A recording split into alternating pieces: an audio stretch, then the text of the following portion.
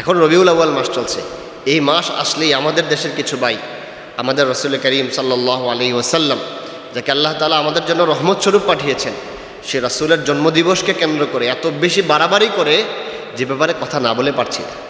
চট্টগ্রামে দেখবেন প্রত্যেক বছর পাকিস্তান থেকে লোক ভাড়া করে এনে এই বিশাল র্যালি বের করে এবং এটার নাম দেয় জশ্নে জুলুস ঈদে মিলাদুন নবী। আপনি ঈদ পালন করতেছেন, এটার নাম দিয়েছে সাইয়্যিদুল আইয়াদ, সকল ঈদের সেরা ঈদ। ভাই, আমাদের ধর্ম এটা তো মন গড়া পালন করা যাবে না।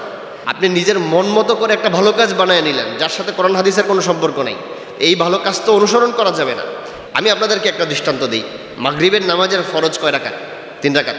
ফজরের নামাজের ফরজ 2 রাকাত, জোহরের নামাজের ফরজ 4 রাকাত, আসরের নামাজের ফরজ 4 রাকাত এবং ঈশার নামাজের ফরজ 4 রাকাত।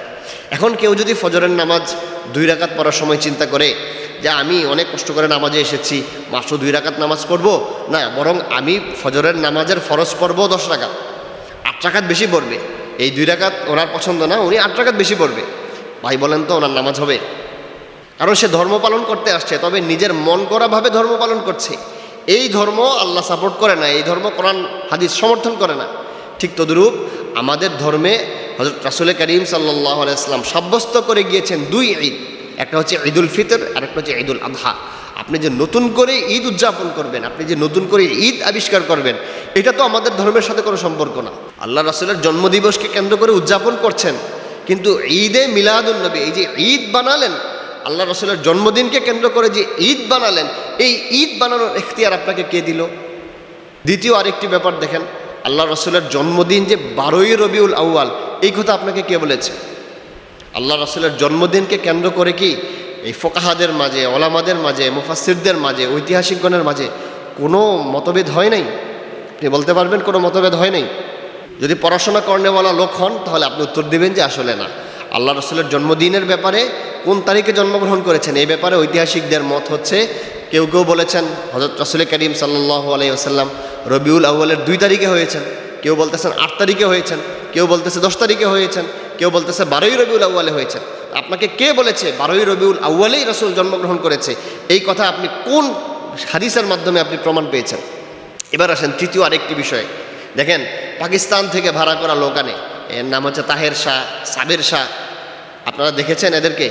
পাকিস্তান থেকে ভাড়া করে এনে বাংলাদেশে এনে এমন অবস্থা করে ফুল টুল দিয়ে এমনভাবে সাজানো হয়, নাউজুবিল্লাহ। এটা কি রাসূলের উম্মত নাকি রাসূলের স্থানে এদেরকে বসানো হচ্ছে? আল্লাহ ভালো জানে।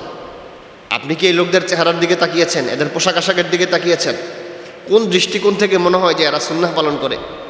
আল্লাহর রাসূলের দায়মি সুন্নত, দাড়িকে ছেড়ে দিয়েছে। কিভাবে রাসূলের আওলাদ হতে পারে এরা? কোন যুক্তিতে রাসূলের আওলাদ হতে পারে? কোনো হাদিসে রাসূল বলেন নাই যে আমি আমার বংশধরদেরকে, আমার আওলাদদেরকে তোমাদের মাঝে রেখে যাচ্ছি। কোনো হাদিসে বলেন নেই।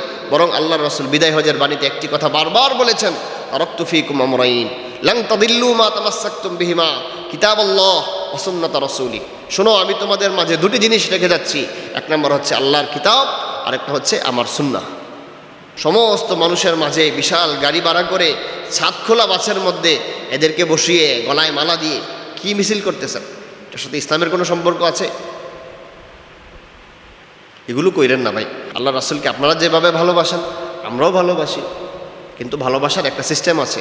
আল্লাহ রাসূল বলেন, মান আহাব্বা সুন্নতি ফাকাদ আহাব্বানি ওয়া মান আহাব্বানি কানা মাই ফিল জান্নাহ। যে আমার সুন্নাহকে আঁকড়ে ধরে সে আমাকে ভালোবাসে।